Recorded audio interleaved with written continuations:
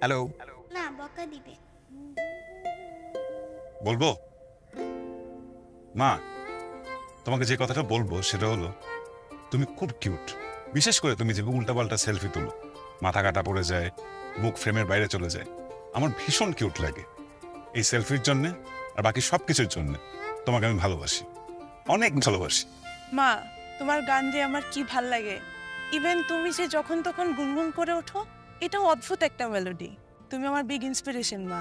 আম্মা, তুমি মনে হয় জানো না, পুরো পৃথিবী একদিকে আর ছুটির দিনে তোমার হাতের মোরগ পোলাও আরেকদিকে। ইউ আর দ্য বেস্ট আম্মা।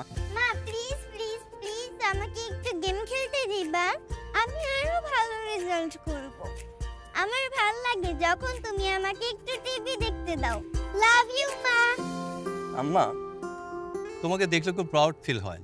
এই যে সন্ধ্যায় তুমি পানের বাটা নিয়ে টিভি দেখো আর আমরা সবাই একসাথে তোমাকে ঘিরে বসি, এর চেয়ে সুন্দর কিছু হয় না। এই পুরো জয়েন্ট ফ্যামিলিটাকে একা কেমনে ধরে রাখছো আম্মা? মাকে অনেক কিছু বলা হলেও ভালো লাগার ব্যাপারগুলো হয়তো বলা হয় না। এই মাদার্স ডেতে মাকে বলে দিন সেই সব না বলা কথা।